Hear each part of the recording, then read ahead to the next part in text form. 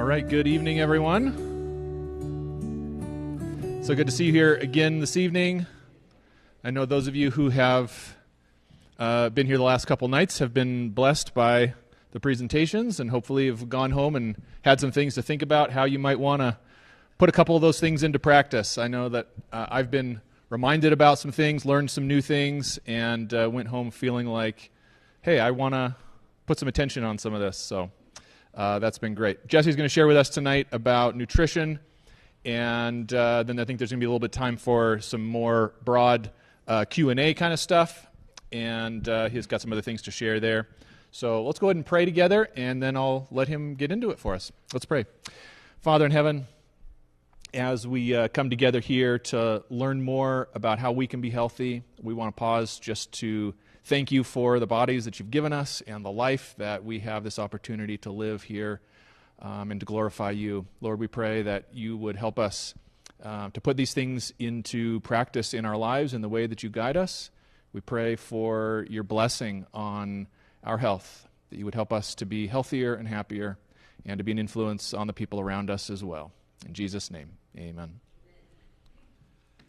All right. Well, welcome, everybody.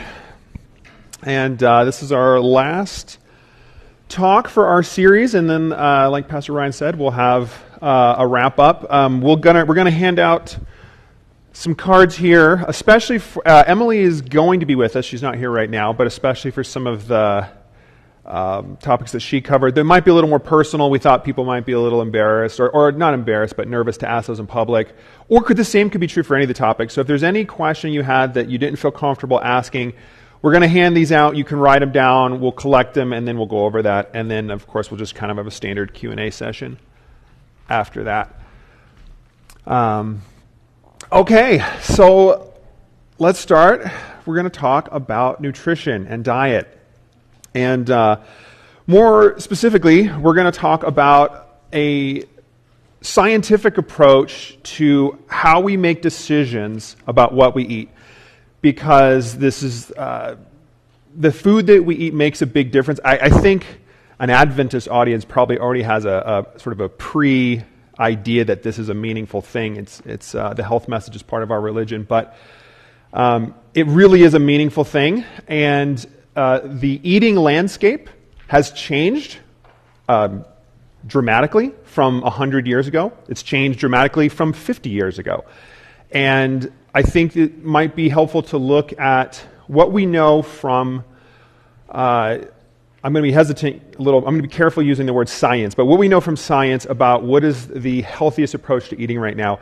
I will say we're going to get into in a minute what science is. I know we're all coming off of a couple of years where we were all told just trust the science and listen to the science, and a whole bunch of people using the word science that, to be honest, like, do you know what that word means? I don't think you know what that word means. So we'll talk about that a little bit, but we're going to try and give some really simple, practical, scientific approaches to healthy eating.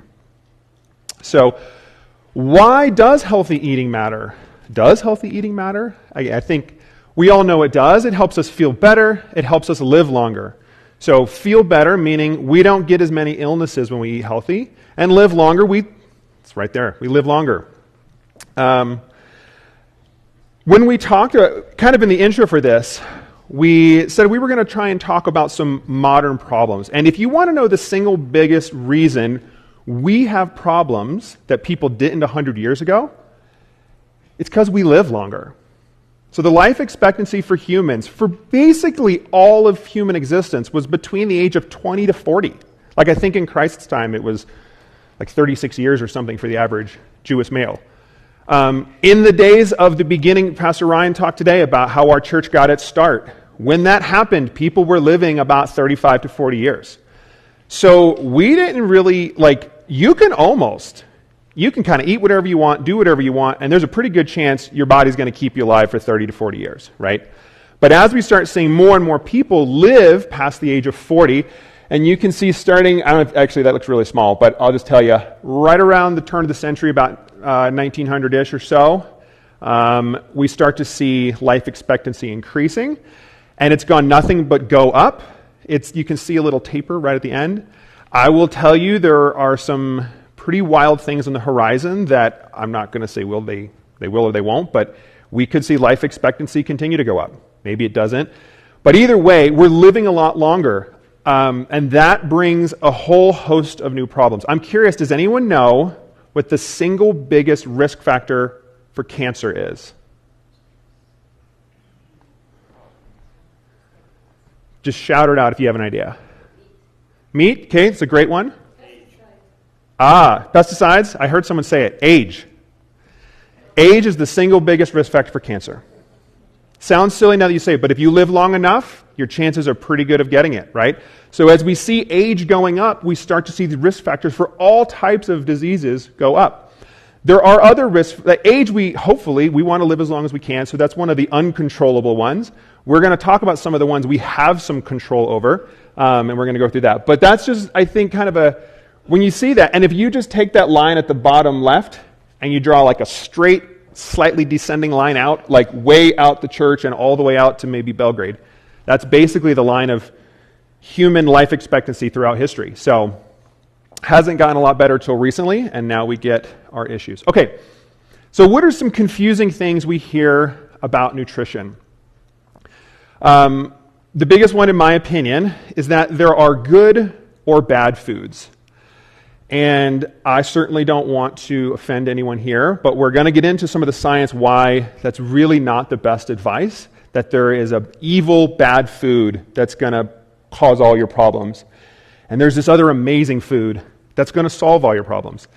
Unfortunately, that would maybe be a little simpler, but that's not the way our bodies work. I think that's a good thing. But why is it bad to have this idea of good and bad food? For starters, it moralizes food, right?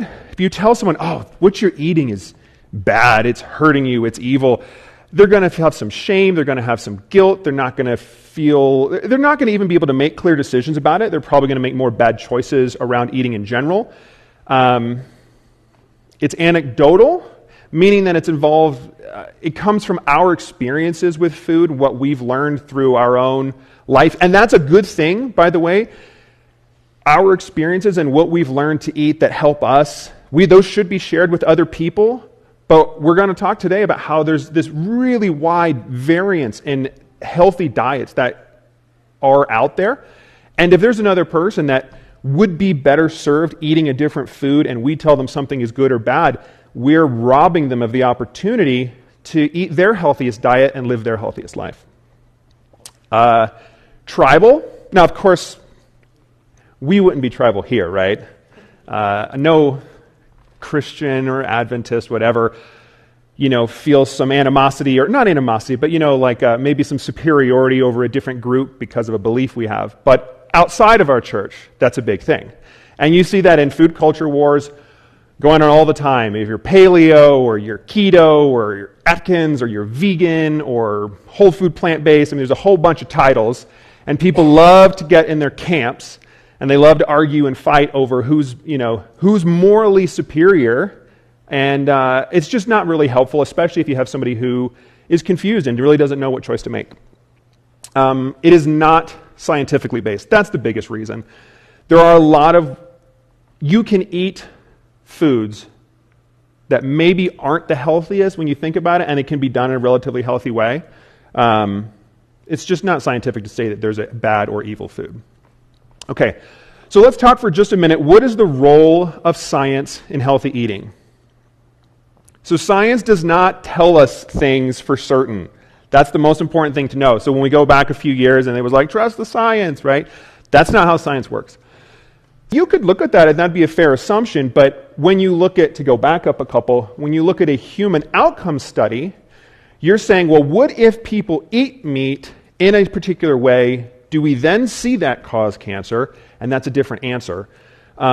So when we're looking at studies, you don't have to look at them, but if you're ever listening to someone on YouTube, or you're ever listening to someone talk, and they're really harping in on one single study, a study done on animals, or these really precise mechanistic pathway type studies, just be careful. They have value, but they should by no means be making up our food choice decisions.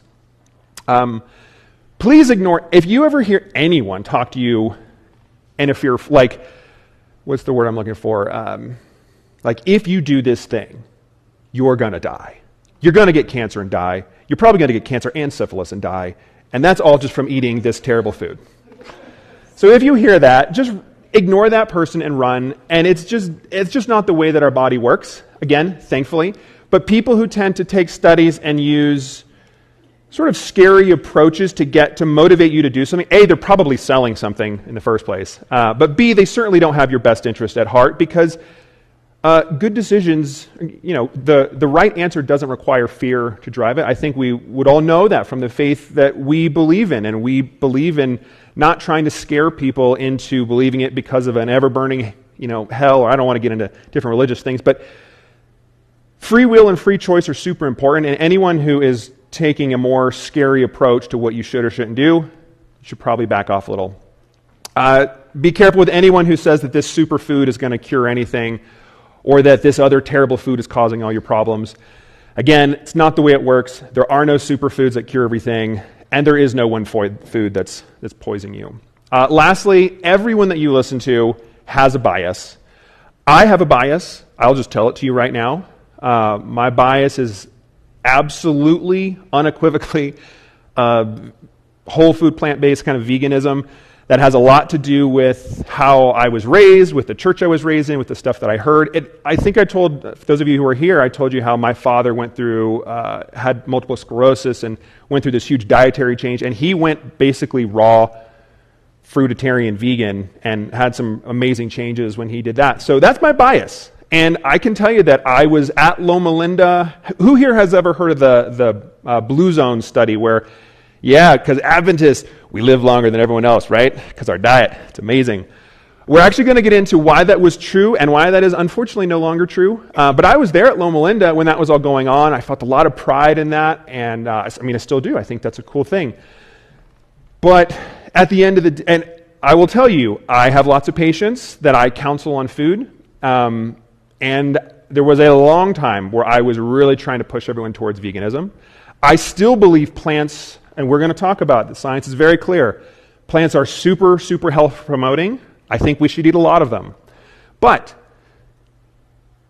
we're kind of learning that there's a lot of other healthy things out there that can really be an important part of a healthy diet.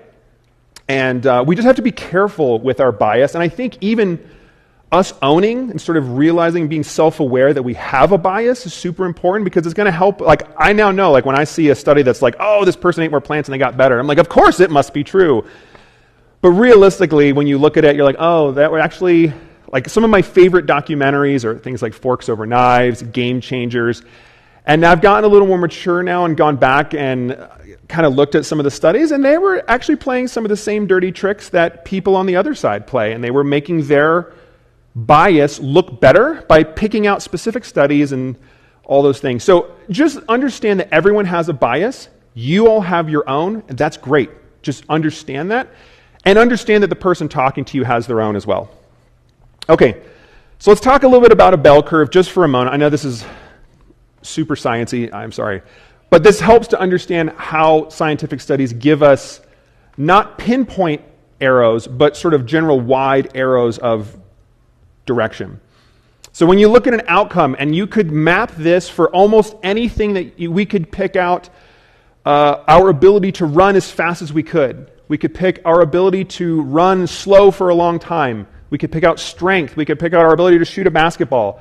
We could pick out how you respond to a certain treatment in a study. And you're going to get people, most of us are going to fall right in this area.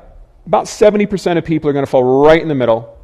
And then about 95% of us are going to fall with one, it's called standard of deviation, just a little bit outside. That's a lot of us that all fall right in kind of this middle category.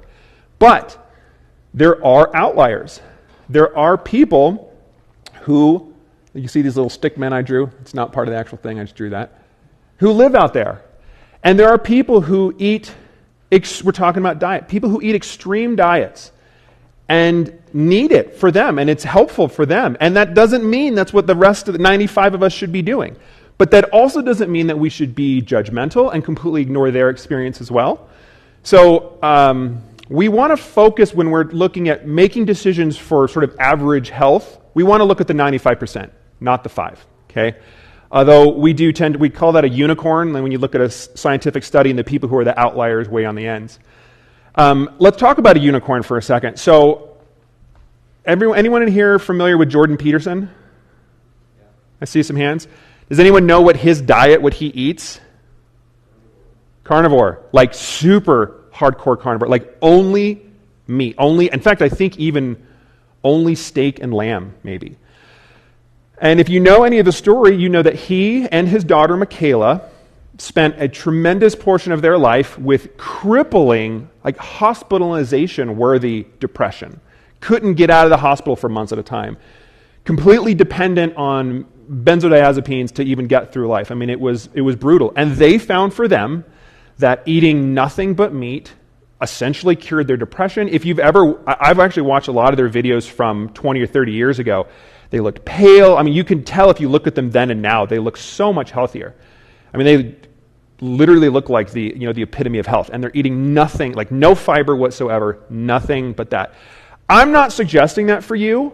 I'm just saying that there are some outliers out there, but that's not what we should be looking to learn from. But at the same time, be open to the possibility that those people could be maybe even some of our friends or around us, and if they need to do that, then awesome for them. Okay, we're about to get to the food pyramid. So I've got a little quote up here, but here's the gist of it.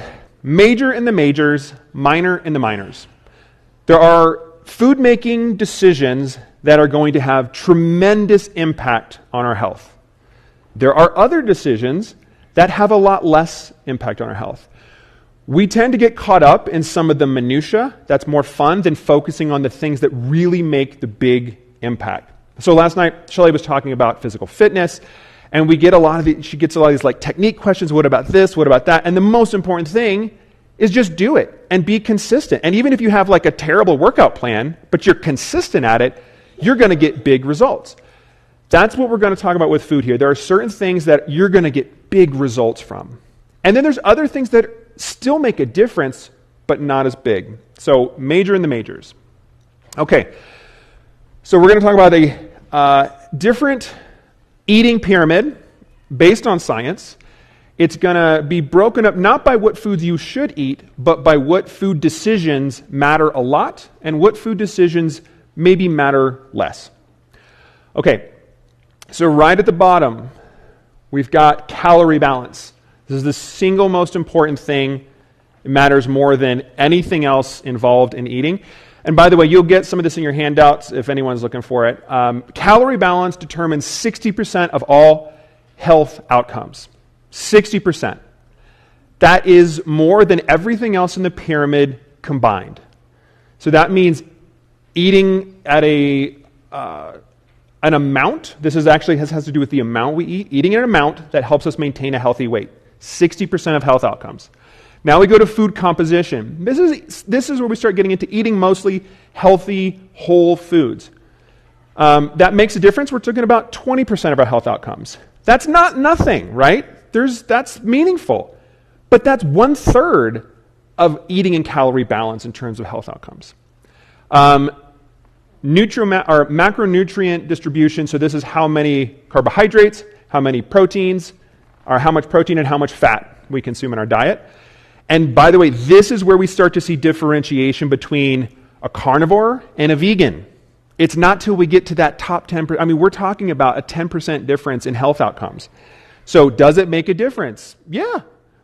But if you're Jordan Peterson and you're like, well, I might be like 10% less healthy than something else, but I can like function and I feel healthy and I'm great.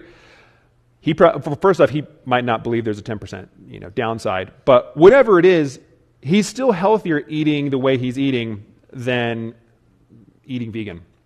Okay, now we get to nutrient timing, how often we eat. That makes a little bit of a difference, about 5%.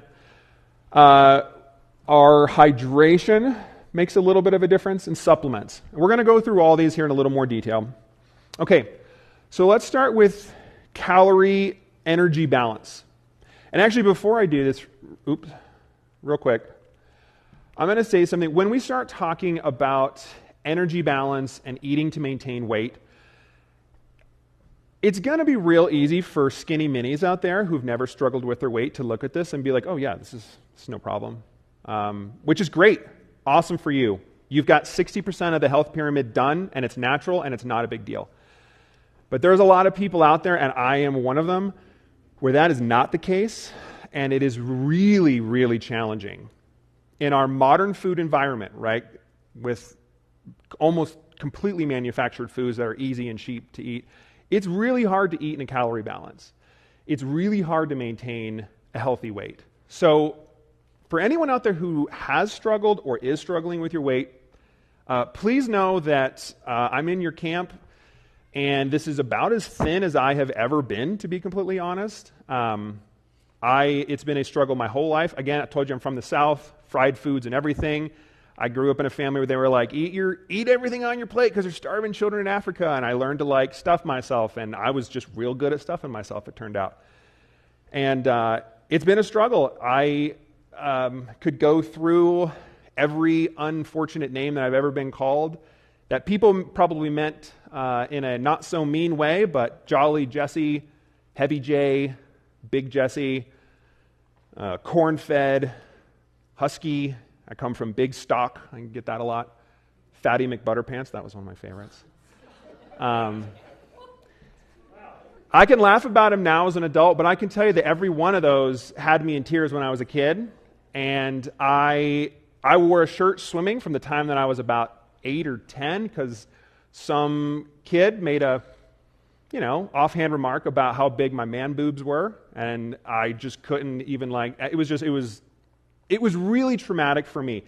So I tell you that to know that this is a journey for all of us, but some people really, really, really are going to struggle with calorie balance, and it's going to be really hard to get there. And I just want you to know that I feel you, and that I'm here for you if I can be of any help, and I certainly don't want you to think there's any judgment coming in the stuff we're going to say, because we are going to use some words like fat. That's a word, and I don't want to offend anyone. I get it, but okay, here we go. Calorie balance. Eating the right amounts to maintain a healthy weight. Let's talk for a second. What is a calorie? Does anyone know? See, we talk about it all the time, but what's a calorie? Boom! Look at that. A unit of energy. So you could think of it as like you put how many gallons of gasoline. We think of that as energy for our car. You get kilojoules of electricity that you pay Northwestern for. Calorie is just a unit of energy. Sometimes I almost feel like people are offended by it now. And you're like, well, we need to watch our calories. And there's other things that make a bigger deal. Nope. It's the energy. Calories in, calories out. So this is a universal law of physics that cannot be broken. That says, I think it's actually a law of thermodynamics, like the conservation of energy and mass or something like that. Anyway, you cannot eat more energy than you expend and not store it somewhere. And that's just if you're consuming more energy than you're expending, your body has to figure out something to do with it. And this is a really cool thing, by the way. So if you go back to, how many people here have watched The Chosen? I'm curious. Okay, if you've watched it, there's a couple scenes where they're walking, one scene in particular where they're walking around and they have no food, and Jesus is like, it's cool, we'll figure it out, and I think they buy some pistachios or do something. But the idea was food was scarce, and it was expensive, and they went hungry. So how awesome that we were built with a storage capacity so when we did come upon a feast and we did overeat, our body's like, sweet, and it holds on to it. And then when we go on to the next couple days and we don't have food, we've got a storage reservoir of energy for that to go.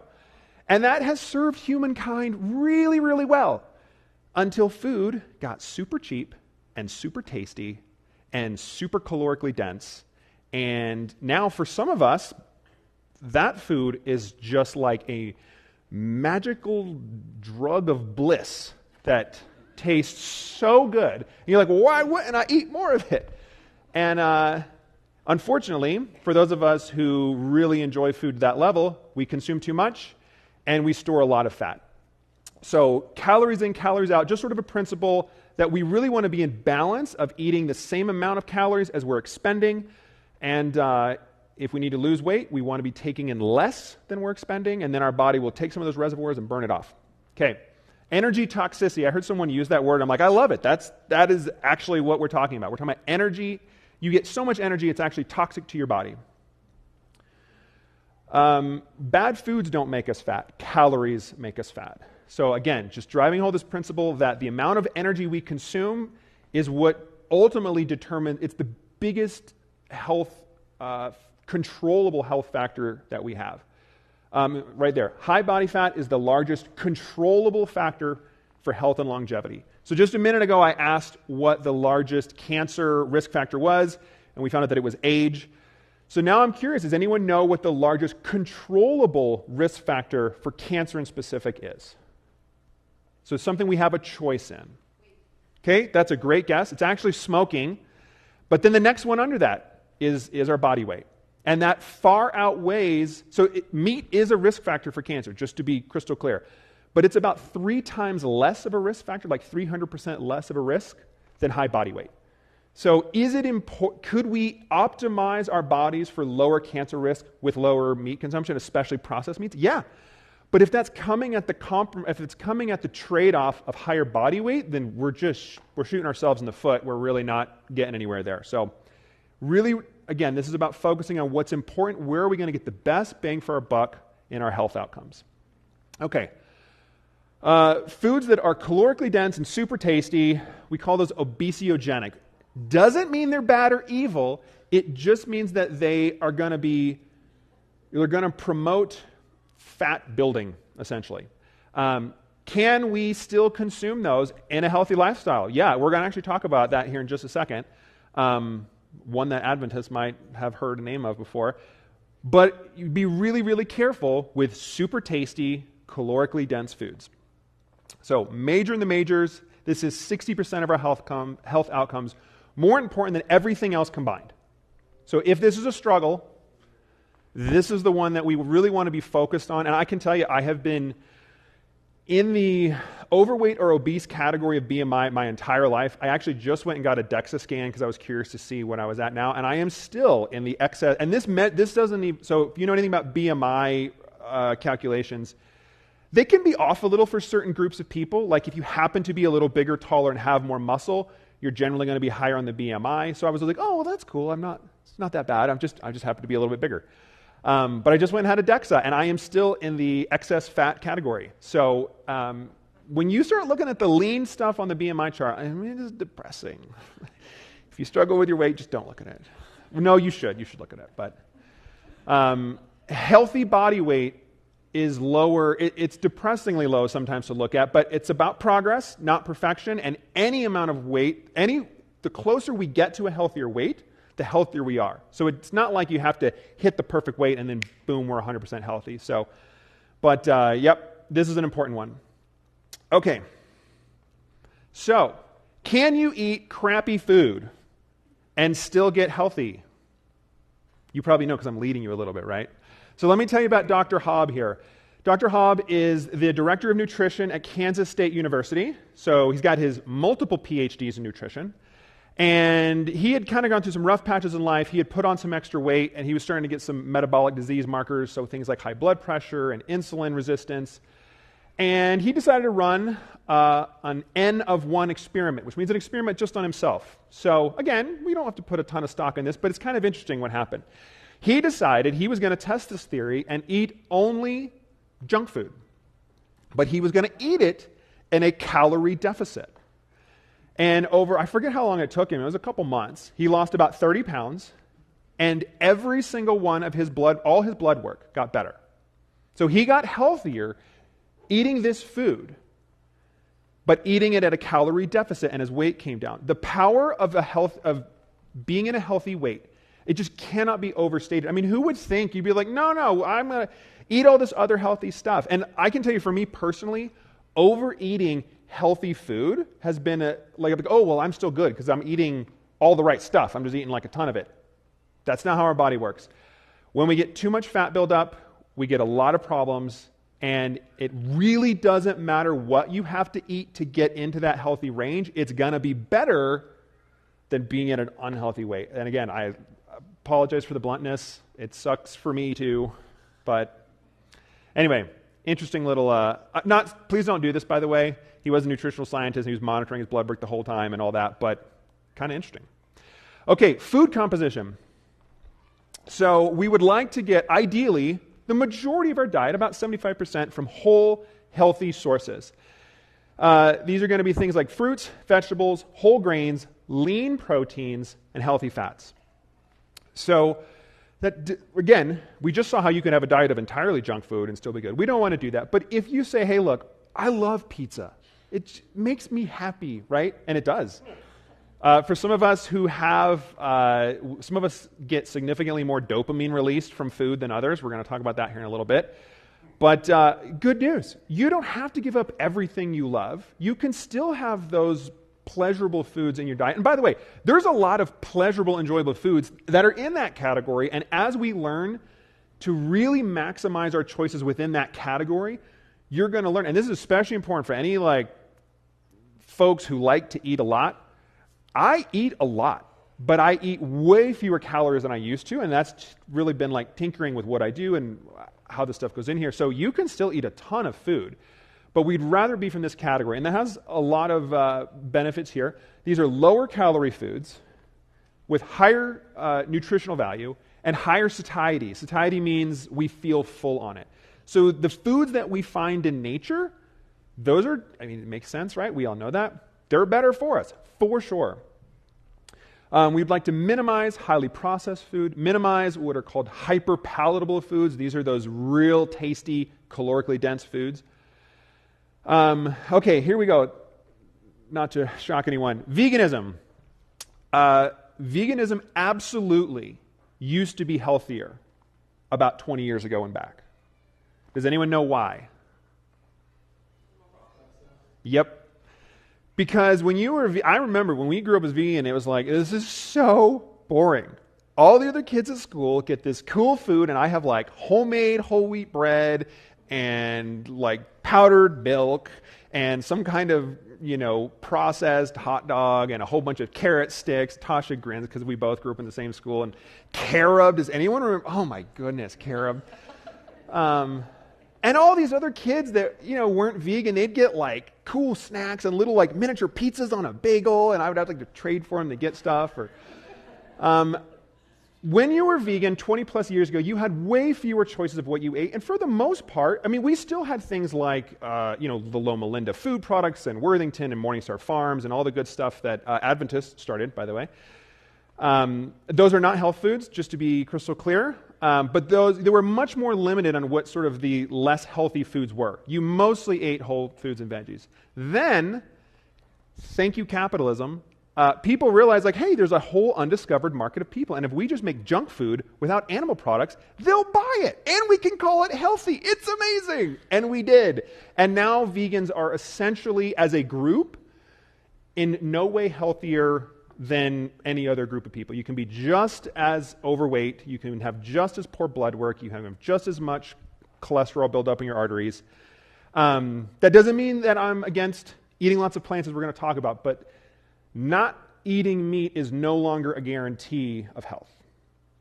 Okay, so that section, it is a big deal. It's about 20% of our health outcomes, so we want to be eating a good chunk of our diet from healthy whole foods. Okay, macronutrient ratio. This is where we actually start getting into the difference between a carnivore and a vegan. Okay, so the difference between Jordan Peterson and the difference between myself is going to come at this level up the pyramid. Does it make a difference? Yes. It's about 10% of our health outcomes, so it's not a huge difference, but it does make a difference here. A macronutrient, what is that? That's protein, carbohydrates, and fats. And if you look at a nutritional label, you're going to see that stuff broken out, and you're going to see most of your foods are just going to have a different ratio of that. Some people really feel better eating more of one than another, and this is great. You can really tailor this to your own preference. So here's the deal. We need about 10% of our calories from each one of these categories. 10% from fat, 10% from protein, 10% from carbohydrates. That's what we need for survival. Once we get past that, truthfully, it can really be personal preference. And if there's a ratio that helps you enjoy life and stay in calorie balance better, that would be my suggestion to you. I know Emily and I were talking before, and she was telling me, she's like, I like higher protein snacks. I just feel more full. It's something I prefer. Great. There's 70% of our calories that we can tinker with to our own personal liking. Again, still better if those sources are coming from whole food groups, but that's a big portion of our diet that we can tailor to what we want. And now we're starting, I really see, to be honest, I see this area less as what is healthiest and more as what is preferable and will help me eat in a way that helps me stay in calorie balance. Because if you're getting more of the types of foods that you enjoy, more of the types of foods that you feel better on, then you're going to have a much higher likelihood of sticking with it.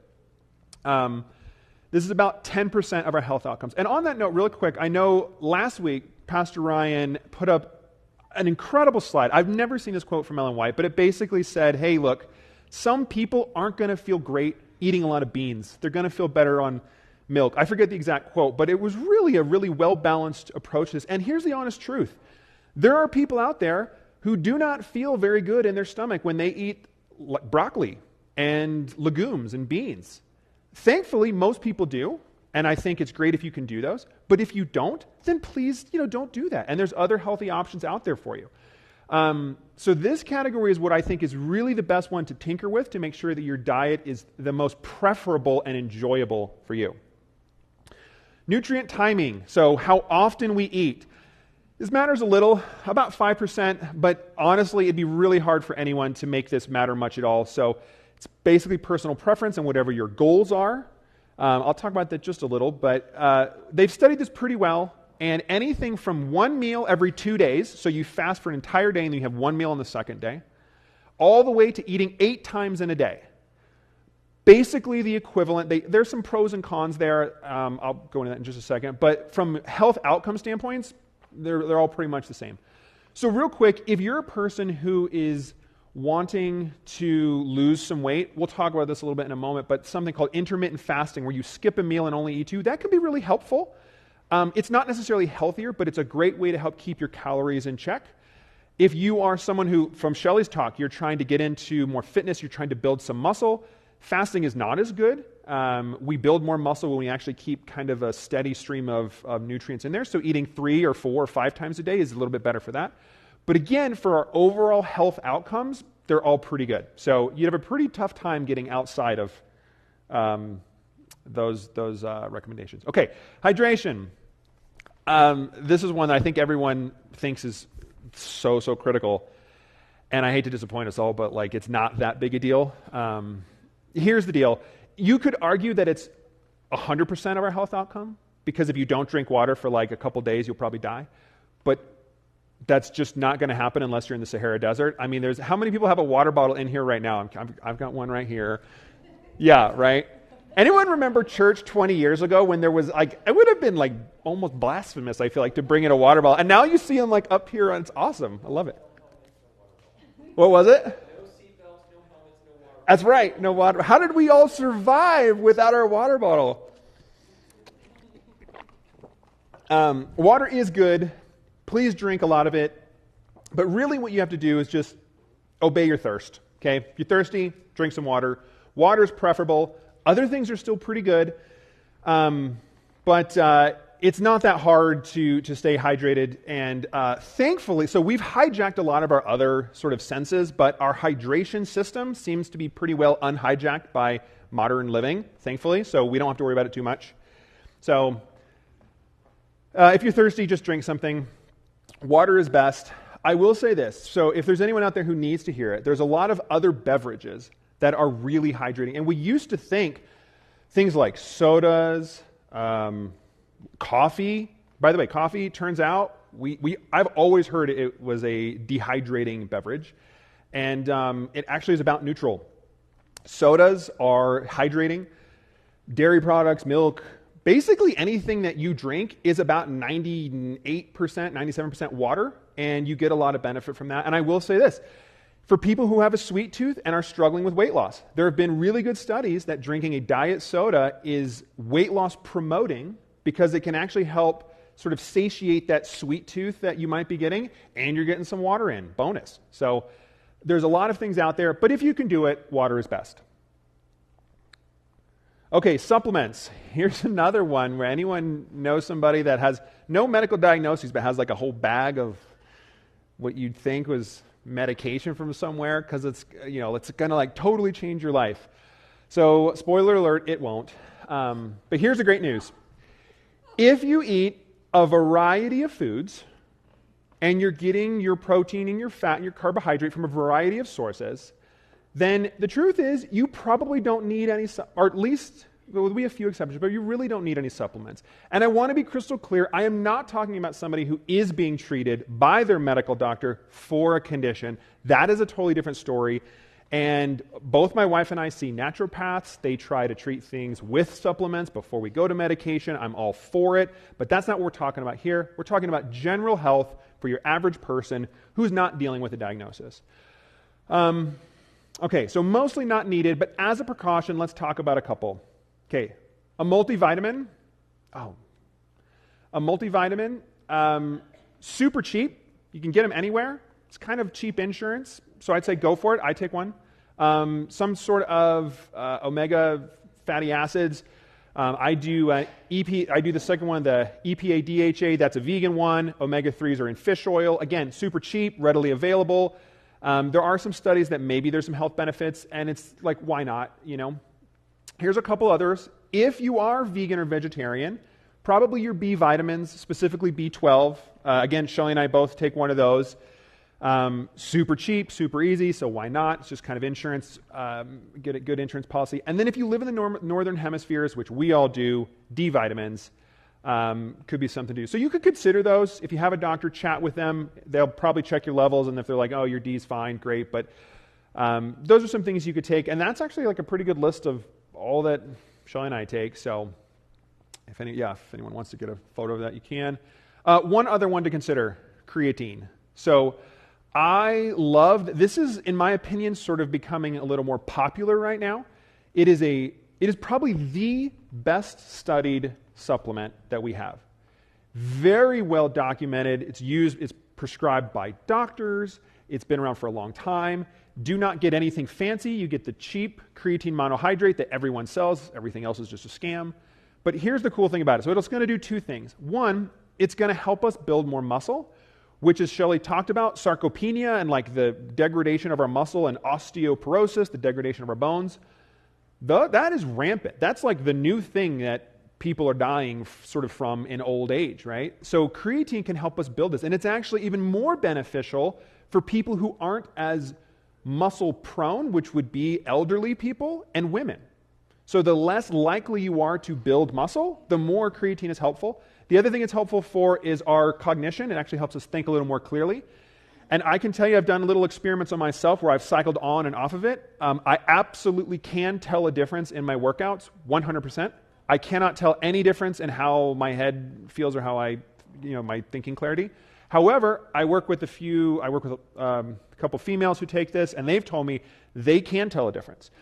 Within that group of women, so women tend to see the best cognition benefits, and within that group, there's a subset of sleep-deprived women, and they see the best results.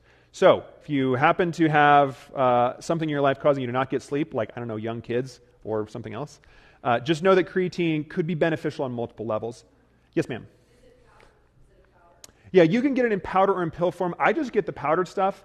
I either throw it in a smoothie or I just throw it in water. It dissolves super easy. It's super cheap. Doesn't taste like anything. It goes away really quick. And if anyone's concerned, feel free to talk to your doctor. I remember, like when I was in high school, you hear about it. It would only be like something you do in the gym, and they were like, "Oh, but you got to cycle off. So it's going to destroy your kidneys," and it doesn't. You can stay on it for a long period of time. I don't cycle on or off of it. I've never had any issues with my blood work. So it seems to be incredibly safe, but if you have any concerns, chat with your doctor. Talk with your doctor. Okay. All right, so we're going to get into a little bit about the base of that pyramid now. So again, if you're one of those skinny minis, if you're my wife, who last night talked about how she really wants to lose like 5 pounds, I'm like, that's adorable. 5 pounds is like how much weight I fluctuate in like a morning.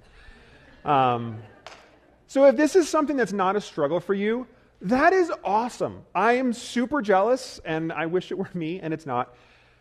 You can pay attention to this if you'd like, because maybe it'll help you if you're ever helping a friend, but you certainly don't have to. But for those of us who have any type of struggle with our weight, who are looking to lose a little bit of weight, this might be helpful.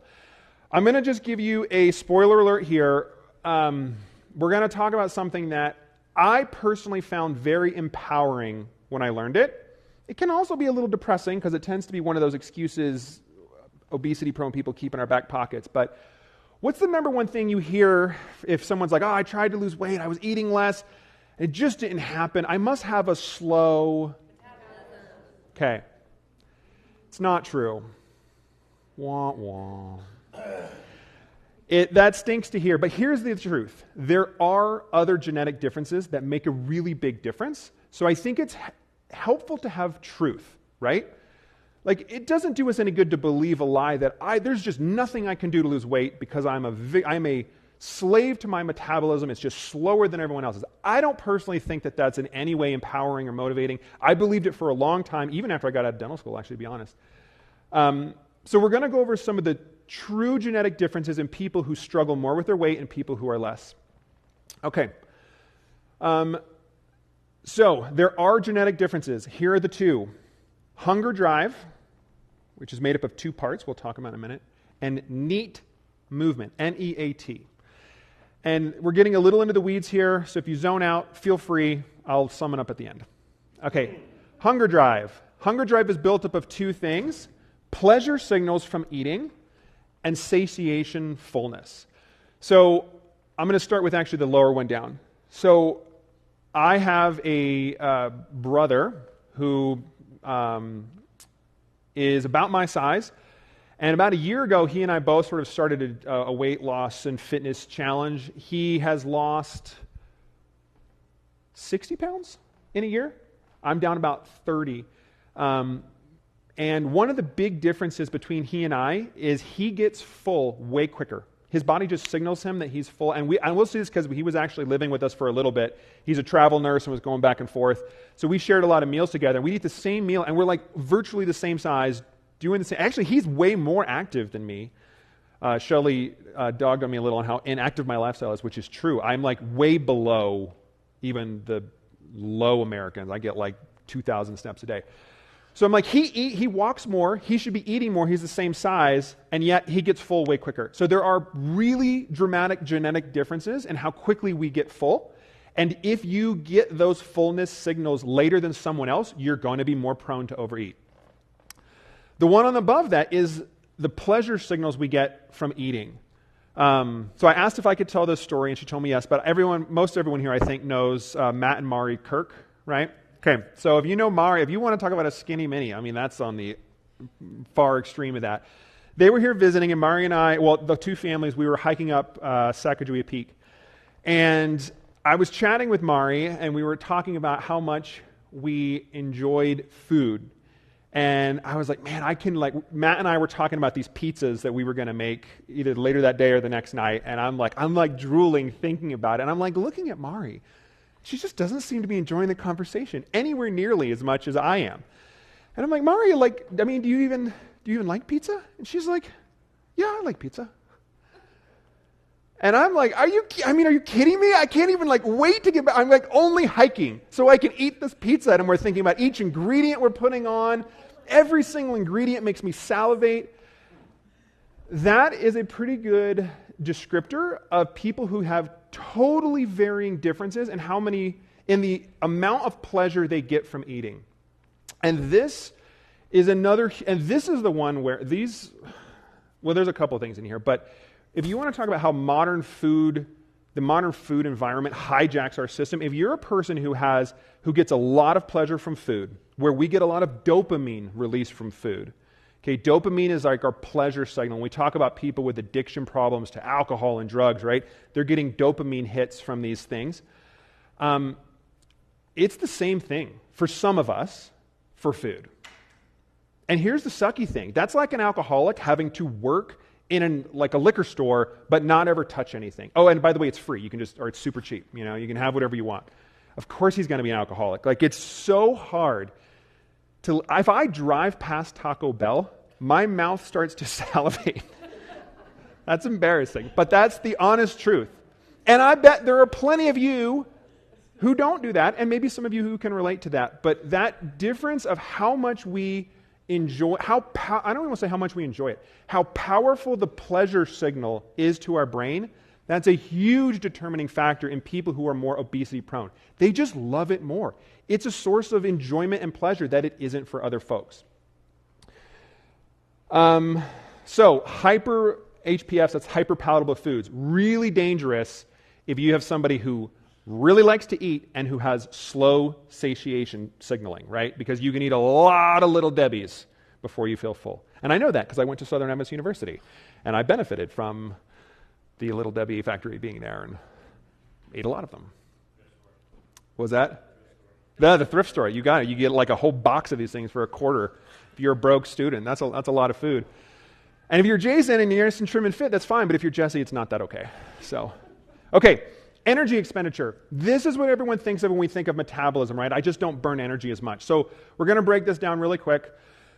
Our energy expenditure is a combination of something called our basal metabolic rate. This is just the calories we burn doing nothing, just living our life, sitting around the house. This is different based on people, but it's really based on your muscle mass and your physical size. So if anyone's ever seen the strongman competitions or those guys that are, like throwing giant things and lifting cars, right? Those guys burn about somewhere between 5,000 to 8,000 calories just sitting. Just doing nothing, they burn that many calories because they have so much muscle on their body. So it's not really something that varies a whole lot based on humans of similar size who do similar activities. It's relatively fixed. That's probably the big one that everyone thinks of when they say metabolism, like I just magically don't burn anything off. That's what we're usually thinking of, but that's not the one. Okay, thermic effect of food. We do burn some calories actually processing our food. Exercise. This is the intentional movement stuff we go through that Shelley talked about. And then the last one is something called non-exercise activity thermogenesis. This is, instead of me just standing here, walking a little bit. Or if you're sitting down and you kind of like tap your knee, or you fidget with your hand. And it turns out that this is really variable between humans. And that is where the bulk of difference, the two differences we see in people who tend to be obesity prone versus obesity resistant, is people who are obesity resistant just don't tend to eat as much on their own, and they tend to move a lot more on average. So BMR and those ones largely unchanged, pretty much the same for all of us. Exercise can be changed by our behavior, right? And then the NEAT energy, it can be changed a little bit. It's something that after learning it, I'm I try and move as much as I can, but our bodies are it's highly genetic, and our body is going to have a preference for how much we want to move. And when we decide to combat that, our body will it'll stiff arm us a bit. And probably everyone here has experienced it. If you've ever had a day when you were significantly more active than you normally are, and you get home, what do you want to do? You want to sit down. So what is going on? Your body is telling you, bro, you just burned off way more calories than I was expecting. I'm not used to this. Sit your bottom down in that chair and don't burn any more calories.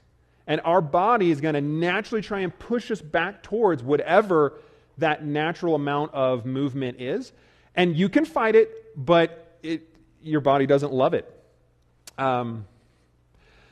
So regardless of our genetics, regardless of what causes it, if our weight is above a healthy range, we are consuming more calories than we're expending. So calories in, calories out, so just the facts of it.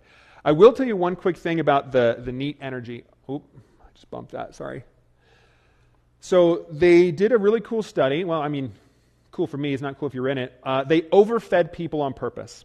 So they fed them a lot more calories than they wanted to. And they did the same for all these people, and they're all about average size. Then they looked at how much weight they gained. Most people gained on average about 15 pounds.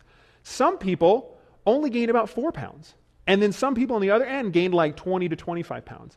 So then they looked at it and they said, okay, these are humans of similar size. This is done in a controlled environment. They literally have them living in a ward. We know exactly what they eat. We know exactly what they're doing all day. What's the difference? And when they looked at it, it wasn't, remember the top two is how much we eat. It wasn't that because they controlled for that. This is not a real world environment. This is a controlled environment. So that's where they found out how big a difference NEAT movement made. Some people, you overfeed them, they just naturally, their body's like, I just got to move. I got to burn this off. They don't even think about it. They have no idea what's going on. They're just doing it. That ain't me, unfortunately. But it makes a big difference to the tune of almost 20 pounds of body fat during this few-month experiment. So the NEAT movement, the sort of just fidgeting around, moving stuff, it can be a really big deal for folks. Okay, now we're going to talk a little bit about weight loss. So we just said if our weight is too high, we're consuming more energy than we're burning off, we have to restrict something. And if you're somebody who likes food, the R word is maybe one of the worst things that you could see. The thought of having to not eat to my heart's content. So this is what I imagine most of us feel like restricting our food would feel like, right? But we're going to talk about some things, and if we make the right food choices, then it can feel a lot different and maybe more like this guy who's about to jump into a giant bowl of healthy veggies. Okay, so we've got to create a calorie deficit. If you're someone who's struggled with this, there's got to be some way that you get yourself into a calorie deficit. And we do that with something called cognitive restraint. Restraint, again, meaning we're restricting something. There's options here. So the first one, there's 3 categories of restriction we're going to talk about. Actually, I'll just sort of jump to all 3 real quick. So the first one is called tracking restriction. This is counting your calories or counting your macros. This is actually what I do personally. This is what I have had the most success with. It allows by far the most flexibility in what you eat, when you eat it, how often you eat it. All you got to do is track it on an app. And man, I remember going to school and learning this stuff, and it was like, okay, you're going to create this special flow chart and sheet, and you have to track it, and you can give it to your patients, and they have to look up all the calories. And now, MyFitnessPal does it for free. Super easy. Or you can pay $5 to $10 a month, and you can get apps that are really cool apps that also do it for free, but give you a lot of advice on how to eat, and they're really awesome. But I personally find that one the least restrictive, so that's why I do it. You can also do dietary restriction. There's a certain diet I eat, and there's certain foods I don't. So this would be being vegan, being keto, being paleo, being whole food plant-based, any of those things. So you have a particular group of foods you do, a particular group of foods you don't eat. For some people, this is the way to go, and they find great success because some people find the thought of tracking your food, even on an app, to be super overwhelming and just scary and just totally unpractical for the life. So great, here's another option for you. The last one is timing restriction. So we talked about intermittent fasting, skipping a meal or two and eating less. And that can be another great way to help get calories back into balance. At the end of the day, it really boils down to what is the least restrictive for you or for the person you're working with. And understanding that what may be the best for me is not going to be the best for someone else, right? So this is another area where personal preference makes a big deal. Because if we don't stick with it, it's not going to work. We've got to be compliant. Compliance is the science. You'll hear me say that a couple times. So when you're thinking about these, you could think about, are you a moderator or an abstainer? So here's a quick question. Can you have just 1/2 of a piece of pizza? If that answer is no, you're probably not a moderator, so you might want to just avoid certain things or really limit it. That is me. It is really... I'm getting better, actually, to be honest. I can tell you that's something that's changed. I can actually start to have a little bit of something tasty, but for a long time, Shelly would be make cookies for the holidays. It's just have one, Jessie. I can't just have one. That's not an option. I'm going to have 7. Yeah, it's hard. It's you can't just, if you're a crack addict and they're you want a tiny little bit of cocaine or a whole lot of cocaine.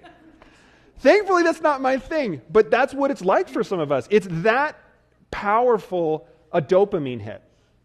So make your determination on whether you can completely abstain from something or whether you can moderate a little bit, and that can help you pick which of these restriction options might be better for you. So pick what feels least restrictive. This is important. When we're talking about weight loss, and this is true no matter who you are, One of the worst things you can do is something called crash dieting, where you're going to try and hit it hard and just lose a ton of weight because you got either a special event or you got really scared by a health scare or something happens. Those virtually never work. You have huge rebound problems from it. What we're going for is 0.5% to 1% of our body weight per week. Slow and steady. And even then, we're not going to do that forever. Shelley talked a little bit last night about something called periodization, right? So we have these periods where we're going through, like we're building muscle, and then we're actually going to taper off and have a little break. The same thing is true in dieting. We're going to diet. We're going to diet for a period of time, whatever feels good to us, whether that's 2 or 3 months, 3 or 4 months. And then trust me, you're going to get really sick of cutting your calories. And then that's cool. It's called diet fatigue. And you know what we're going to do? Then we're going to taper off and we're going to maintain at that new weight for a while and for 3, 4, 5, 6 months, whatever feels good. And then when we feel ready to go again, we go again. And that's how we make a lifestyle change as opposed to like a diet that we're going to go off of as soon as we're done. We're going to be picking the foods that we enjoy, that we can eat in calorie balance, and then just eat a little bit less of them. And then when we get tired of that, go off for a while and maintain. Here's the thing. If anyone who thinks that what took years and decades to build is going to get fixed in 6 months, like that's just not how, it just doesn't work that way. You're not going to build all the muscle you want to build in 6 months. You're not going to lose all the weight you want to lose. You're not going to be the best sleeper. You're not going to be you're not going to be great at setting boundaries in 6 months. These things take time. They're big, hard things to make changes. So do slow and steady changes, and that's what, it's the tortoise and the hare thing, right? And it's the slow and steady wins the race. So compliance is the science. This is about a lifestyle change. Real quick, light exercise, things like walking, easy stuff where our heart rate is kind of under 120 beats a minute. That's really good for losing weight, but calorie restriction is king. The diet is where the bulk of this comes from. Exercise is not the primary driver. Exercise is good for other stuff. We'll talk about that here in a minute, but it's not necessarily the best for diet. So you should be I would recommend doing both, but be really clear, and we'll talk about this a little more. We need to be clear in our heads about where the benefits from each one are coming from. Okay, so speaking of that, fat loss versus weight loss. When we go through weight loss, which is the scale just tells us our weight. It's just how much gravity loves us, and it loves me a lot. And it's loving me less as time goes on. That does not just mean body fat. It means body fat plus some other things, mainly muscle. So I will just tell you, if you're a person who does have a significant amount of weight to lose, I would think weight training while you're doing it is the best, but just getting the weight off is better. So don't stress about this, but if you can do this where we're maintaining our muscle, maybe even building some more and losing fat, that's optimal. So fat loss and weight loss are different. Weight loss is, loss of fat and muscle. Fat loss is loss of fat while maintaining. That's ideal. Staying in a caloric deficit, but doing resistance training or weight training, and eating a higher amount of protein in our diet, that's really going to help change this ratio and keep our muscle while losing our fat. Weight training will also help regulate hunger, so double bonus if you're trying to lose some weight. When we're in a deficit, our body has to burn something. We've just covered that, right? So that our brain naturally goes to, what's it going to burn? Of course it's going to burn fat. But our body has multiple pathways of where it can get energy. So we need to be stimulating muscle to stick around, because when you are basically starting to starve a little bit, that's what that is. Your body is now having to consume part of itself. Your body is going to essentially go okay, we got to get calories from somewhere, so where are we going to do it? Hey, liver, what are you up to? He's like, I'm detoxifying stuff, I'm busy. He's like, all right, cool, I'll leave you alone. How about you, kidneys? He's like, I'm working on the urinary stuff, you got to leave me alone. Okay, great. Fat, what are you up to? He's like, I got a meeting or something important? He's like, you're not doing anything, are you? No, I'm not. All right, you're out of here, let's burn you. And then it's going to go to muscle. Muscle, what are you up to? And if that answer is, I don't know, I'm working on texting or playing video games or something, he's like, all right, you're out of here. It's going to burn that too. But if your muscle goes, oh, I'm shredded. I've literally been torn into multiple pieces because this guy is just lifting weights and I got to rebuild, man. And the body's like, cool, stick around. And actually, I'm going to give you some resources. I'm going to give you some extra fat energy to rebuild yourself. So you actually burn more fat when you do that because it's not only burning off the fat to help the rest of your body stay running, but it's also got to rebuild the muscle. So fat is what we want to lose, muscle is what we want to keep, and we got to stimulate the muscle to stick around. When we do this, when we lose fat and maintain or build muscle, we call that body recomposition. So a body recomp. And that is for people who, like myself, who are looking to lose weight, that is the best case scenario because then we're getting all the benefit and none of the trade-offs. And there are a few trade-offs with just losing weight because we lose some muscle. That trade-off is worth it for sure, but it's better if we can do some resistance training there. So as Shelley told us, it can be as little as 2 20-minute sessions a week. And that's what I started with personally, like 2 years ago. And I will tell you a quick story. It was 6 to 8 weeks into doing two 20 to 30-minute sessions a week. And I went to do an activity on a weekend that we do all the time, so I'm really familiar with it. And I remember doing this thing and then like literally stopping in the middle and being like, that was easier than it was last time. Like, and just knowing that like, wow, I actually felt stronger. And that was a huge motivating thing for me. Like, okay, this is working. I'm going to like throw in an extra session. So start small, build some confidence, and then add more as you want it. Okay, anyone here can identify with this guy? So moderate activity is a requirement for optimal human health. Adding extra activity onto that, however, for the purpose of losing weight is very inefficient. And the more extreme our addition of activity is, the more inefficient it becomes. Remember we talked about you go on a big hike and your body just wants to sit around and chill? That's what happens as you start cranking stuff out. So that idea that I'm going to just go burn it off on a treadmill, it's just not optimal, and you're getting really diminished returns on that. Our diet is the primary driver of weight loss. So let's put this a different way. We talked about how in our culture right now, right, we overeat and we're sedentary. Those they are related, but they primarily cause two different problems. Being sedentary causes weak muscles and weak bones. So this is our osteoporosis, our sarcopenia, people who are weak and brittle. This comes from being sedentary and not lifting heavy stuff enough. Overeating, eating too many calories is what causes us to be overweight. So, exercise, we want to think of that as a health tool. But we want to think of our diet as the weight loss tool. And again, I'm not saying there absolutely I would love to see, I think every weight loss program should be coming with an exercise recommendation. But the primary driver is going to be the diet, and it's going to be getting into a caloric deficiency. And if you don't do that, doesn't really matter how much you work out. And the amount of people that go to like, Shelley was talking last time, Orange Theory. I actually went to Orange Theory for 2 years. Did not lose a pound. This was a while ago before I had an injury, so I used to do that more. Didn't lose any weight, and I'm like, what is going on? I'm like sweating so much harder than anyone else here. But I now know I would just come back and I would eat it right back. I wasn't tracking my calories as much, and your body just wants to hold that weight. Our bodies love building fat. They do not like getting rid of it. Even if you're someone who's not obesity prone, you tend to be thinner, your body, if you give it the opportunity, it's going to build fat a lot easier than losing it. We have to force our body to lose it. Okay.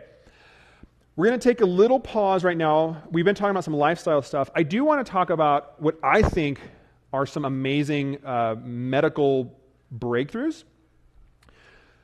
This is a topic that seems to have some controversy around it. I don't know why. If you go on the internet, you'll hear all kinds of wild stuff, but I can tell you right now that GLP-1 agonists, so these are things like Ozempic, semaglutide, there's some other ones out there, they have cut things like bariatric surgery in half. So these are powerful medications that I do not think everyone should use. I do think there are some risks. I do think there are some trade-offs, but they do work. And we're going to talk about them here just for a minute. So it lowers your hunger drive. And it lowers our hunger drive. That's the two components. So it makes us enjoy food less, and it makes us feel full quicker. So people who are on it they're going to start to get that thing that you skinny folk have where it's like we just don't want to eat as much. And they don't even have to change their diets. And they'll just start to lose weight from that. It does have some side effects. My opinion, which you should not listen to, you should listen to your actual doctor. But my opinion, having looked at quite a few of these studies and fully understanding the downsides to added fat tissue, my opinion is that these side effects are almost certainly worth it if you have a significant amount of weight to lose and you've tried other lifestyle things and it hasn't worked for you. I still think if you're like, I've never really given it the good old college try, then give it the good old college try. But if you haven't, you failed, just know there are some options out there for you that can be really, really helpful. And as we saw with the Twinkie guy, it almost doesn't matter how you lose weight. Losing weight is the biggest health benefit you're going to get. Bariatric surgery, by the way, is a brutal surgery that actually comes with a relatively high risk of death just from the surgery. And yet, on the aggregate, it is healthier than those folks remaining at a high level. And again, if you've never struggled with this like insane desire to eat, it's hard to imagine what that would be like for someone if they could help to get rid of that portion. And then they're like, oh, finally, now I can start to say no, right? So it is important to know, we see that the benefits of this, the weight loss that comes with it, does start to taper off at about a year. And if you go off the drug, the hunger will come back.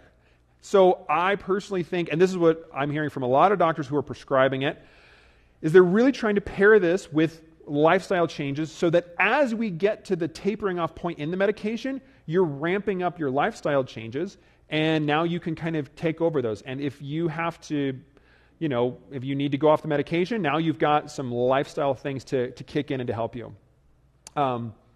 Long-term use. This is another controversial one if you start to look at it. I'll tell you this, if we do smoking cessation counseling as dentists, believe it or not, and we know that being on nicotine replacement therapy, these are things like the lozenges, the gums that they chew, the little vape pens, not tobacco, but it does have nicotine. The health benefits, if that helps keep them from smoking cigarettes, like is it healthy to be chewing nicotine gum all the time? No. But it is light years healthier than smoking cigarettes. So if you have to stay on nicotine replacement for the rest of your life, then so be it, if that keeps you off of tobacco products. And I personally think we're probably going to find the same thing is true for these. If that's the only way you can maintain a healthy weight, do I think that's the healthiest? No. But that is probably healthier than the alternative. We do see, I should be careful how I say this. A big thing that people think is that it makes you lose a ton of muscle, and it does, but it makes you lose no more muscle than we would see from losing that same amount of weight any other way without resistance training. The issue is that so many people take these and the weight just starts to fall off because they have no desire to eat. They're not doing any lifestyle changes. They're not doing any resistance training. And by the way, as we eat less, our body, when we eat more, our body builds more muscle without doing anything. Like it's kind of cool. I mean, it comes at a fat trade-off for sure. But if you look at strong men, like these guys who do those competitions, they look pretty, like at an untrained eye, you'd be like, I mean, he's kind of overweight. He's a lot of overweight, right? Yeah, except he can lift like 1,000 pounds. And they do that because just consuming that high level of calorie gives them added muscle protein synthesis. They build more muscle just from eating those added calories. So when we start to cut it, especially with something like Ozempic, which makes it a lot easier and you don't have to do the lifestyle things, then we do see people lose more muscle than other folks do. But it's important to know it's not just that the drug is evilly destroying all our muscle, it's that it comes at, there's generally not resistance training added in there. Please talk to your doctor. Again, I don't prescribe this to patients. This is just something I have kind of a personal interest in. I actually thought about it for a while going on it. My wife and I have some differing opinions on this, but I personally see where this could be really beneficial for the right person. So please talk to your doctor if it's something you're interested in. Okay, so I said earlier in there when I was talking about Jordan Peterson, we should not look at the unicorns unless we have a study designed specifically to look at the unicorns. So I thought this was really helpful. This has been very helpful for me, actually, personally. I do a lot of this stuff. But so they looked at a study of unicorns in weight loss. And this means these statistical outliers who lose weight and keep it off. Because here's the depressing truth. It is not super common, unfortunately. It's really hard to do. And when you look at the studies, not a ton of people lose it and keep it off. So what are the commonalities of folks who did lose the weight and did keep it off? And by the way, I personally think some of these tips are kind of specific to weight loss, but I think all of these are actually really helpful for any lifestyle change we're trying to make. So, number one, cognitive restraint of some type. We talked about that. So they had to do they could not just eat and put in their mouth anything they wanted to do. They had to restrict something. So pick whatever restriction is least restrictive to you. Self-monitoring, again, this is specifically in weight loss, but this could apply to other things. But in weight loss, that means weighing yourself. So they never went away from getting on the scale 1 to 2 times a week. These people viewed challenges as part of the process and not something to be avoided. So it gets really easy for us sometimes to go like, oh, this thing hurts, so I shouldn't do it, right? And it's like, well, I mean, maybe sometimes that's true. But there's other times where those challenges and that pain that comes with it is a necessary part of the process. And if we can look at those challenges that way, we're going to be a lot more successful with the changes, as opposed to, like, I just got to avoid the pain, right?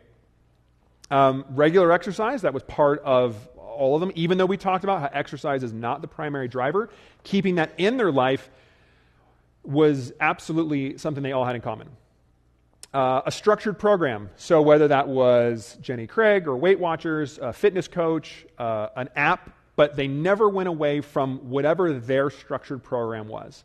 And this is, by the way, this is super common with addicts, right? The people who leave the addiction programs versus the people who stay in them involved at some level. The people who stay involved have a way higher rate of not relapsing. This one, the next two I found personally really interesting. They discovered they had something, it depends on the study, but it can be called low recency or high conscientiousness. Low recency is actually a word that is used in like retail, where they say, oh, this person hasn't bought from us. They have low recency. They haven't bought routinely, which is kind of like, well, maybe they have a little bit more self-control. That could be how you looked at it. But that's kind of how this means. And conscientious just means the ability to look at a goal and make some tough choices to get to that goal. So what they found is that these folks were willing, and this makes perfect sense when you read it. You're like, duh, but it is something they all had in common. It's super valuable. They were able to choose their long-term goal over short-term good feelings. So even at the cost of short-term challenges. So you could say, oh, that sounds a little bit like self-discipline. And to me, this is where I think, I'm going to be careful here, but I think being a Christian gives us a bit of an advantage. And I don't want anyone to think that if you've had challenges with this as a Christian, that is any type of reflection on your Christianity or how much God loves you. But I'll just make my point here. The word self-discipline comes from the same root word as the word disciple. In fact, when you look at what it means to be a disciple, it basically means to learn something and to continue to do it even though you kind of don't want to do it, which is also what discipline, we kind of use that word discipline, what that sort of means, right? So the Bible it actually asks disciples, that's us, to make short-term sacrifices for what we believe will be a long-term benefit, right? And like Paul talks about this somewhere in 1 Corinthians, I forget the exact part, but he's like, look, if we're wrong on this, we're to be pitied. But because if we're wrong, we should be out there just partying and living for the day, just like everyone else is.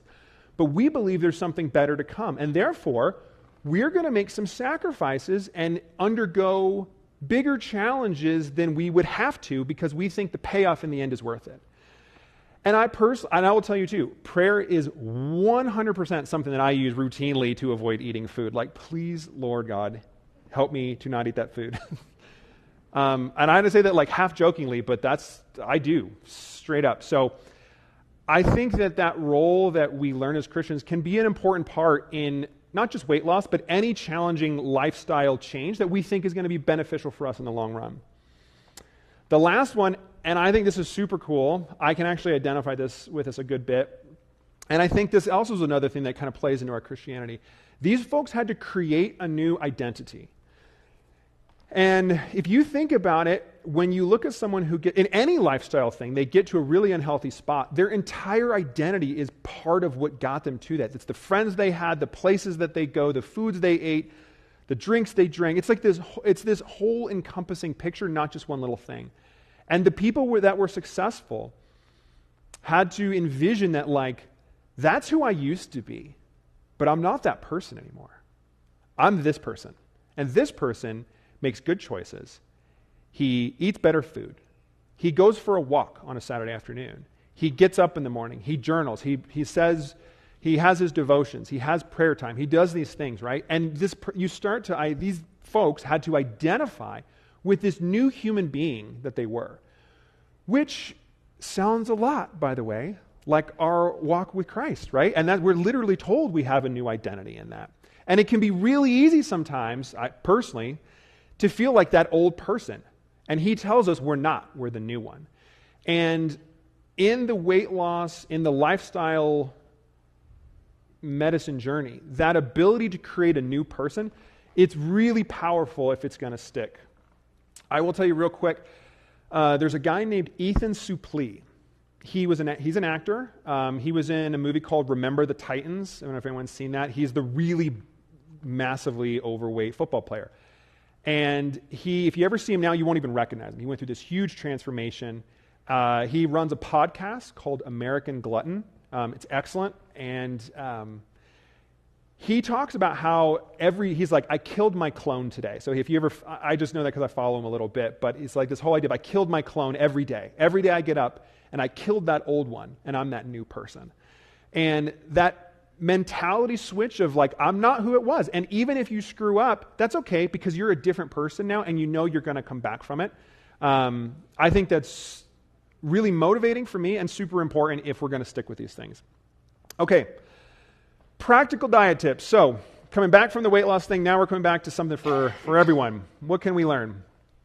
Sorry for how small the writing is. Okay, eating a diet, mostly whole foods, high in fiber, adequate protein for your goals, and low in saturated fat. By the way, that's mostly found, not only, but mostly found in animal products, is going to be the best in terms of weight management, longevity, and performance. It checks off all the boxes. So this is a very omnivore type approach. You can eat meat if you're so inclined. You don't have to. But you can tailor it to what you want to do. And the only thing I would say is some people's stomachs don't feel great in diets that are high in fiber. But if you do, there's a ton of benefit from high fiber. So those are kind of the goals, I would say. High in whole foods, high in fiber, adequate protein for your goal, and lower in saturated fat. I hope I don't offend anyone here, but organic is, we do buy organic sometimes. You don't need to. It has been very well studied, and it is an incredibly minute health benefit, if any. And if you're into organics, buy it. If you're not into organics, and if the price is a reason you would ever choose not to get whole, healthy food, please don't. If you're into it and you can afford it and you believe in it, awesome. There's an interesting study where there is some harm that comes from non-organic food to the tune of about 10 deaths out of 20,000 people, something in that range. But no, I'm saying that wrong. The study was on a comparison of eating non-organic versus organic. So if people just added an extra, it was like 2 or 3 servings of non-organic vegetables into their diet, then they predicted to save about 20,000 lives out of the people who did that. And if they chose to eat organic, you would save an extra 10. I think I'm still saying that wrong. I should have written it down. But essentially, it makes like a minuscule of a percent difference. If you believe in it, do it. If you don't, eat healthy food. Super tasty foods are really easy to eat. So sometimes blander is better. Avoid the mistake, like I did, of thinking you can eat as much healthy food as you want, because in the end, calorie balance is king, and it doesn't matter how healthy the food is if you're overeating it. If you need to lose weight, diet is your primary driver. Remember that diet is for weight loss and exercise is for health. Resistance training, if you can do it, just do it. It's going to help with your hunger control, and it's super health promoting. Focus on the base of that pyramid. That's where the bulk of your health benefit is going to come from, and that's the major in the majors. That's the important part. Okay, you've got those last 2 pages actually in there. So what is the optimal diet for you? I hope I've been redundant enough that you kind of get it, but let's just talk through it. Whatever helps you reach your optimal weight and stay in calorie balance. Compliance is the science. Whatever you're going to do going forward, that's the healthiest diet for you. And don't go on to anything else until you've got that. And whatever you have to do to get that is better than not getting that. Okay. Mostly whole foods from healthy sources, fruits, vegetables, whole grains, lean proteins. I actually wrote up there what we consider a lean protein, and healthy fats. I will just say a quick thing on that protein. I'm not going to talk too much about meat here, but I will say that lean sources of whole meats, not Slim Jims and not bacon and not, like the stuff you buy at a store that you pull out of a wrapper and you eat at the gas station, but whole cuts of meat in our modern age seem to be very health promoting. So if anyone feels like that's what they need to get there, great. What I would suggest is be careful with saturated fat and be careful with the amount of fat you get. And if you look at most cuts, they're going to tell you what it is. And you're trying to stick below 10 grams per 100 gram of meat. And that's considered kind of what we would consider a lean meat. By the way, some of the guidelines we're given in the Bible basically just cut out the really fatty cuts. So maybe God was onto something there when he did it, Just thinking. All right. Whatever macro ratio that you like that helps you eat the foods you enjoy. This is the most tailored one to preference that helps you stick to it and helps you eat healthy. Bonus, again, we just said it, bonus if it's high in fiber and low in saturated fat. I will tell you, just pushing the fiber thing, as long as your stomach can handle it. When we look at studies of large swaths of people, every time they consume an additional 10 grams of fiber, we see a 10% reduction in all-cause mortality. It's really health promoting to get high. And by the way, high fiber just means all the fruits and veggies and grains and stuff you can eat. Like that's where that all comes from. So the average American, I think, consumes like 15 or 20 grams. 20 might be in high. I think it's 15. I think the recommended amount is like 25. But if you can push that up higher, so as low as I eat in calories, I still get anywhere between 50 to 70 grams of protein because I eat a lot of fruits and vegetables and berries and all that type of stuff. And there's a ton of protein in there. So if you can tolerate it, the science is pretty clear. There's really health promoting stuff in foods that contain fiber. Okay, I'll leave you with this. Michael Pollan's a guy who's done some food writing, and I just love this quote. Eat food means real food here. Not too much, mostly plants. And I think if we stick with that, there's a ton of flexibility in that.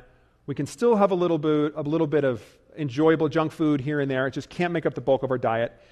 And if we stick to these things, we're going to have good health outcomes. And remember that the next cardiologist turned influencer on YouTube isn't magically right just because he says that there's some scary chemical in something.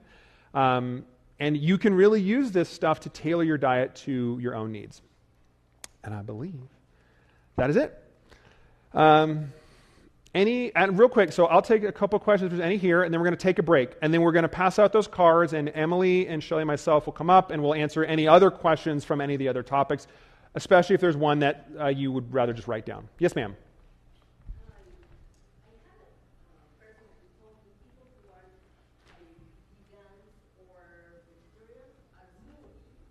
Moody?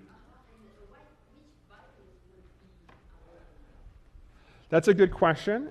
I want to be clear. I don't know the answer, but my suspicion is they're moody because they're not eating things they enjoy, probably. I actually don't know that.